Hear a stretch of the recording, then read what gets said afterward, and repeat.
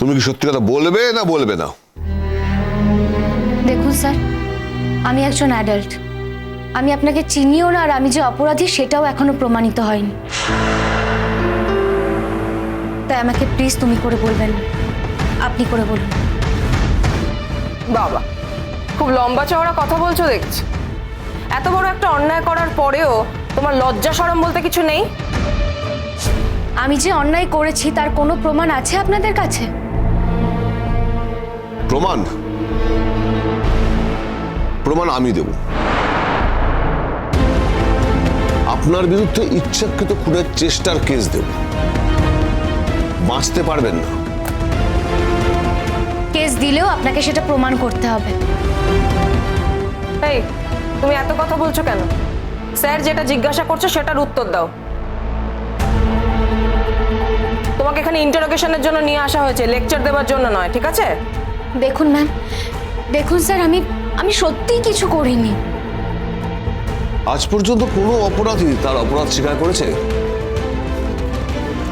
কি তোমার টিম পারবে নাকি কথা বার করতে এর কাছ থেকে? আপনি পারমিশন দিলেই পারবে স্যার। ঠিক আছে, তার আগে আমি একটু চেষ্টা করি।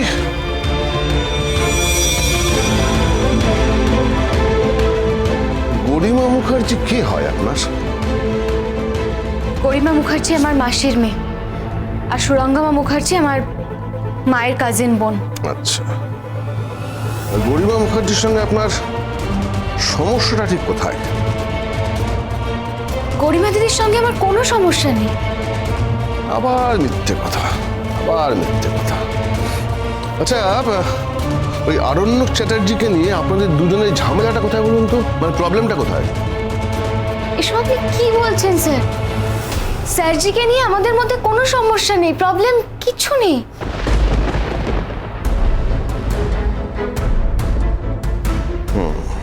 আরণ্যক চ্যাটার্জি কে হয় আপনার? আরণ্যক চ্যাটার্জি আমার কেউ নন। উনি শুধু দয়া করে আমাকে ওনার বাড়িতে থাকতে দিয়েছিলেন। দয়া করে থাকতে দিয়েছিলে? তা হঠাৎ করে ওনার এত দয়া উঠলো কেন তোমার জন্য? সেটা তো উনিই বলতে পারবেন ম্যাডাম। ওনার দরদ কেন আমার প্রতি উতলে উঠল? আপনি বরং আরণ্যক চ্যাটার্জিকেই জিজ্ঞাসা করুন। Shut up! আপনারা নিজেরাই প্রশ্ন করছেন আর আমি উত্তর দিতে গেলে আপনারা বলছেন শাট আপ। আমি কি করব আপনারাই তাহলে বলুন। আপনি এত কথা বলবেন না, এত বেশি কথা বললে নিজের বিপদ নিজেই ডেকে আনবেন। দেখুন অফিসার, আমার পক্ষে সত্যিই বলা সম্ভব না যে আরণ্যক চ্যাটার্জির দরদ আমার প্রতি কেন উতলে উঠেছিল। আমি সত্যি বলতে পারবো না। বেশ, বলতে হবে না। আপনি শুধু এটা বলুন যে আপনি কলকাতায় এসে হঠাৎ করে আপনার মাসির বাড়িতে না থেকে আপনার দিদির শ্বশুর বাড়িতে থাকতে গেলেন কেন? আর তখনও পর্যন্ত সেটা আপনার দিদির শ্বশুর বাড়ি হয়নি। দেখুন, আমার মাসি কিন্তু আমাকে কলকাতায় আনেননি। বেনারসে আমি একটা বিপদে পড়েছিলাম, আর ঘটনাচক্রে আরণ্যক চ্যাটার্জি সেই বিপদ থেকে আমাকে উদ্ধার করেন, আর উনি আমাকে কলকাতায় নিয়ে আসেন এবং ওনাদের বাড়িতে থাকতে দেন। রোশনাই সোম থেকে রবি প্রতিদিন রাত 10টায় স্টার জলসায় ও ডিজনি প্লাস হটস্টারে।